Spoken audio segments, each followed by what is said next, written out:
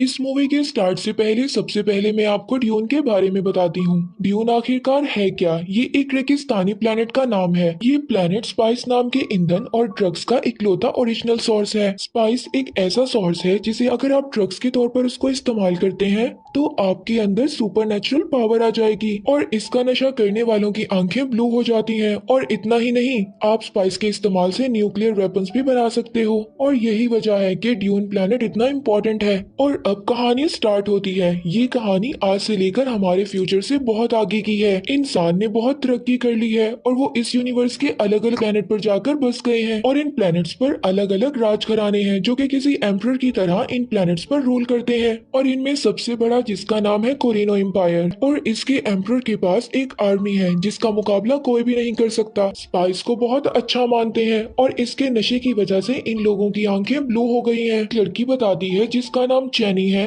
वो बताती है कि किस तरह आउटसाइडर इनकी जमीन से स्पाइस को हार्वेस्ट कर रही हैं और इन आउटसाइडर्स को डायरेक्शन देता है रॉबिन जो कि इनका लीडर है। लेकिन फिर अचानक एम्परर के ऑर्डर पर वो लोग इनके प्लेनेट को छोड़ देते हैं। किसी को भी समझ नहीं आता कि ऐसा डिसीजन क्यों लिया गया। और अब मूवी शिफ्ट होती है कैलिडन नाम के एक प्लेनेट पर और अब हम यहाँ पर मिलते हैं एक लड़के पोल और उसकी माँ जेसिका से जो कि एक विच है और इसके पास बहुत सारी पावर्स हैं जिनका वो इस्तेमाल करना पोल को सिखा रही है। और अब पोल अपनी माँ को बताता है कि उसे एक जैसे ड्रीम्स बार बार आ रहे हैं जिसमें वो एक नीली आंखों वाली लड़की को देखता है जो कि हकीकत में चैनी है। और एक दिन दूसरे प्लेनेट का किंग इनके प्लेनेट पर आता है और अब वो वहाँ के किंग को बताता है जो कि कोई और नहीं पोल के फादर हैं कि कैसे उसे एम्परर के ऑर्डर पर अराकिस से स्पाइस को माइन करना है। एम्परर के ऑर्डर को एक्सेप्ट कर लेता है। इसके बाद पोल अपने फादर के एक वॉरियर से मिलता है और अब पोल उसको बताता है कि उसने अपने ड्रीम में उसको मरते हुए देखा है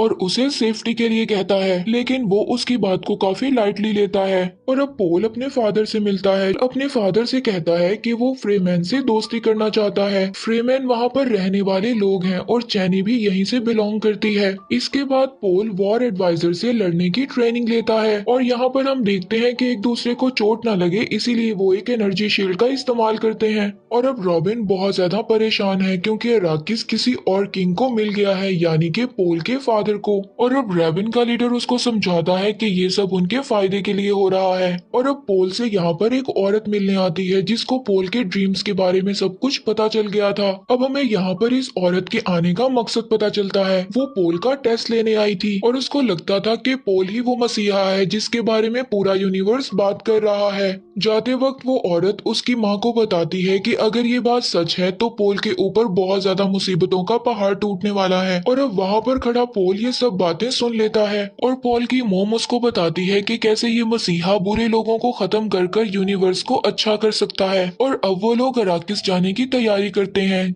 और जल्द ही ये लोग अराकिस आ जाते हैं। और पोल ये वहाँ पर देखता है कि लाखों लोग उसको मसीहा समझकर वहाँ पर देखने आए हैं। पोल की मोम को लगता है कि ये खबर शायद उसी औरत ने फैलाई है। जल्द ही ये लोग नई सिटी में पहुँच जाते हैं जहाँ पर पोल के फादर स्पाइस की माइनिंग का काम शुरू करने का ऑर्डर देते हैं। यहाँ पर पोल को पता चलता है कि इस रेगिस्तानी प्लेनेट पर सैंड वॉर्म्स भी रहते हैं जो कि चलने का साउंड सुनकर उनकी तरफ अट्रैक्ट होते हैं। और इससे बचने के लिए फ्रीमैन एक ऐसे पैटर्न पर चलते हैं जहाँ पर डेजर्ट का नेचुरल साउंड निकलता है और यहाँ पर हंटर बग की मदद से पोल को कोई मारने की कोशिश करता है। और अब पता चलता है कि ये दूसरे किंग का आदमी था। उधर पोल के फादर का वॉरियर उनको आकर बताता है कि यहाँ पर उनकी 100 से भी ज्यादा फ्रीमैन रहते हैं और कहता है कि इन्हीं में से इनके एक लीडर को वो अपने साथ लाया है। और अब पोल के फादर उससे दोस्ती करने की कोशिश करते हैं और उनसे कहते हैं कि अब तुम्हें कोई भी नुकसान नहीं पहुंचाएगा। और वो लीडर उनसे कहता है कि वो जल्दी अपना काम खत्म करें और यहाँ से चले जाएं। इसके बाद पोल के फादर माइनिंग की तैयारी देखने के लिए जाते हैं, लेकिन उसको पता चलता है कि जो लोग पहले माइनिंग कर रहे थे वो मशीनों को बहुत ही बुरी हालत में छोड़कर गए हैं। और फिर वो फौरन ही एक लड़की को बुलाते हैं जो कि खुद भी एक फ्रीमैन है। अब वो इन सबको एक सूट देती है और बताती है कि इस सूट में एक फिल्ट्रेशन सिस्टम है जो हमारे जिस्म के गंदे पानी पानी को भी पीने के काबिल बना देता है, ताकि रेगिस्तान में लोग मुसीबत पड़ने पर अपनी जान बचा सकें। और यहाँ रेगिस्तान में पीने के पानी की बहुत तंगी है और यहाँ के लोग पानी की एक बूंद को भी जाया नहीं करते। अब ये लोग प्लेन की मदद से उस फील्ड में जाते हैं जहाँ पर एक मशीन स्पाइस की माइनिंग कर रही है। और जब ये लोग निगरानी कर रहे थे तो अचानक इनकी नजर एक वॉर्म पर पड़ती है जो कि इनकी मशीन की तरफ आ रहा था। और पोल के फादर अचानक ये फैसला लेते हैं और अपने प्लेन को नीचे उतारते हैं ताकि वो मशीन में फंसे लोगों की मदद कर सकें। पोल भी इस काम में आगे बढ़ता है ताकि वो लोगों की मदद कर सके। तभी अचानक से उसको विजन्स आने लगते हैं जिसकी वजह से वो बेहोश होने लगता है। तभी वहाँ से एक आदमी उसको वहाँ से निकाल कर ले जाता है। इसके बाद ये लोग पहली बार उस वॉर्म को देखते हैं कि वो इतना बड़ा था कि देखते ही देखते पूरी माइनिंग मशीन को निगल जाता है। और अब पोल के फादर सबको कहते हैं कि उन्हें जल्द ही स्पाइस की माइनिंग को शुरू करना होगा, वरना उनके लिए बहुत ज्यादा प्रॉब्लम्स होंगी। लेकिन वो लड़की उसको कहती है कि इस काम में वो कोई उसकी मदद नहीं कर सकती। इसके बाद एक डॉक्टर पोल का चेकअप करता है और वो उसको बताता है कि शायद स्पाइस में जाने से उसको कोई एलर्जी हो गई है। और पोल फिर अपनी माँ को बताता है कि उसने फिर से उस नीली आंखों वाली लड़की को देखा जो कि उसे मारने की कोशिश कर रही थी। और उसे वहाँ पर एक नाइफ भी दिखा जिसे फ्रीमैन अपना एक मजबूत हथियार मानते हैं। और अब अपने ड्रीम्स में वो अपनी माँ के दूसरे बच्चे को भी देखता है जो कि एक लड़की है। और अब उसे लगता है कि शायद वो उसकी बहन है। और अब नेक्स्ट सीन में बैरन अपनी आर्मी को लेकर अराकिस पर हमला करने के लिए आगे बढ़ता है। इधर वो डॉक्टर पोल और उसके फादर को कुछ दवाइयां देता है ताकि उनको अच्छे से नींद आ सके। और जब पोल के फादर की आंख खुलती है तो वो देखता है कि एक मेड उसके पास इंजर्ड है। इससे पहले वो कोई एक्शन लेता उसकी शील्ड को तोड़कर एक निडल उसको आकर लग जाती है। और यहाँ उसको समझ में आता है कि ये सारा काम उस डॉक्टर का है और ये बैरन के साथ हो गया है। और अब वो डॉक्टर पोल के फादर की रिंग उतार लेता है और उसको पोल तक पहुंचाने का वादा करता है। और अब उसको वो एक नकली दांत लगाते हुए कहता है कि इस दांत में जहर भरा हुआ है। वो जब भी बैरन से मिले तो इस दांत को पीसकर इसकी हवा से वो बैरन को मार सकता है। इधर पोल के आदमियों को बैरन के हमले का पता चल जाता है और वो पूरी ताकत से इनसे लड़ने के लिए आगे बढ़ते हैं, लेकिन वो आर्मी के आगे कमजोर पड़ जाते हैं। पोल को बचाने के लिए उसका सिपाही आगे बढ़ता है, लेकिन वो देखता है पोल अपनी जगह पर नहीं है और पोल और उसकी मदर जेसिका को बैरन के आदमियों ने पकड़ रखा है और वो उनको वॉर्म के एरिया में फेंकने जा रहे हैं। यहाँ पर पोल की माँ अपने विच पावर को यूज करते हुए उन सबको अपने कंट्रोल में कर लेती है। वो सभी आपस में लड़ने लगते हैं। इसके बाद पोल और उसकी माँ नीचे आ जाते हैं और देखते हैं कि बैरन के आदमियों ने पूरी सिटी को तबाह कर दिया है और अब वो पनाह लेने के लिए एक जगह पर रुकते हैं।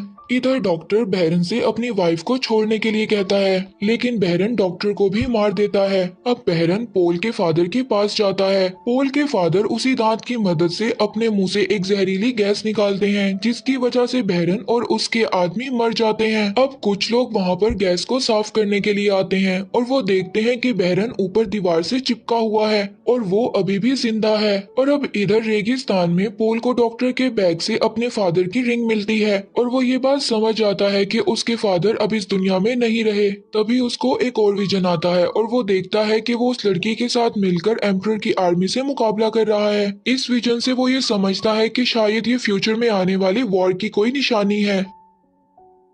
अब वो उस जगह से बाहर निकलते हैं जहाँ पर उन्होंने रात को पनाह ली थी और उनका वही सिपाही उनको ढूंढता हुआ वहाँ पर आ जाता है। वो उनको बताता है कि डॉक्टर के बैग में एक ट्रैकिंग डिवाइस था जिसकी मदद से मैंने तुम लोगों को ढूंढ लिया, और बताता है कि वो लड़की भी अब मदद करने के लिए तैयार हो गई है। इसके बाद वो उस लड़की के लैब आते हैं जो कि उन्हें बताती है कि ये एक टेस्टिंग लैब है। यहाँ पर पोल उसको कहता है कि वो अपने फादर की बात को मानेगा और फ्रीमैन के साथ दोस्ती कर कर उन्हें अपने साथ मिलाएगा जिससे कि वो साथ मिलकर एम्परर के खिलाफ लड़ सकें। और यहाँ पर एम्परर की आर्मी ने उन लोगों को ढूंढ लिया था, वो सिपाही भी मारा गया था। और अब पोल को जो ड्रीम्स आते थे उसका एक ड्रीम पूरा हो जाता है। अब पोल और उसकी माँ उस लड़की के साथ मिलकर एक सुरंग की तरफ जाते हैं जहाँ पर वो लड़की बैरन के आदमियों का मुकाबला करने के लिए चली जाती है। और अब वो एक डिवाइस को जमीन में लगाती है जिसे वो वॉर्म्स को अट्रैक्ट कर सके, और तभी बैरन के आदमी वहाँ पर आ जाते हैं। इससे पहले वो कुछ कर पाते वॉर्म्स वहाँ पर आ जाता है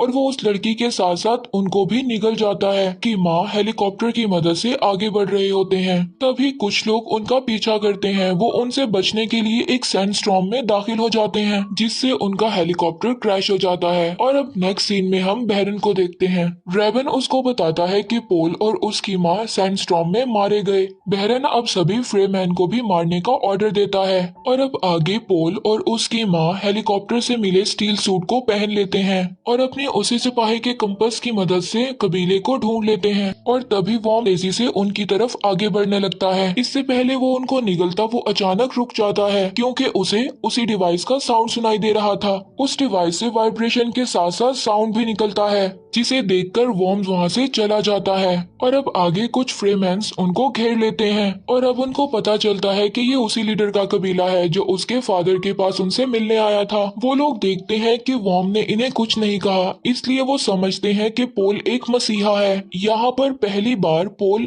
चैनी से मिलता है और उसको अपने ड्रीम्स के बारे में कुछ भी नहीं बताता और अब वो लीडर उन्हें अपने साथ ले जाने के लिए तैयार हो जाता है। लेकिन उनके एक साथी को उन पर भरोसा नहीं होता। वो कहता है कि ये उसकी डिवाइस थी कि ये लोग वॉर्म से बच गए और अगर पोल इतना काबिल है तो उसे मेरे साथ फाइट करनी होगी। पोल उसके साथ लड़ाई करने के लिए एग्री हो जाता है। तभी वहाँ पर उसको एक विजन आता है। उसको एक आवाज सुनाई देती है और वो आवाज उसको कहती है कि तुम्हें अपने अंदर के मसीहा को जगाने के लिए अपने आप को मारना होगा, यानी कि खुद को मारना होगा। तभी चैनी उसके पास आती है और उसको वही नाइफ देती है, वैसे ही जैसा उसने अपने ड्रीम में देखा था। चैनी उसको कहती है कि वो उसको कोई भी मसीहा नहीं मानती। वो ये नाइफ उसको इसलिए दे रही है कि वो एक वॉरियर की मौत मर सके। यहाँ पर ये लोग फाइट करने लगते हैं और पोल उसको काबू कर पीछे हटने को कहता है, लेकिन वो लीडर पोल को कहता है कि ये लड़ाई तुम दोनों के किसी एक के मरने पर ही खत्म होगी। वहाँ पर पोल की माँ उसको बताती है कि पोल कोई कातिल नहीं है, उसने आज तक कभी किसी को नहीं मारा। पोल समझ जाता है कि वो आवाज उसे अपने आप को बदलने के लिए कह रही थी।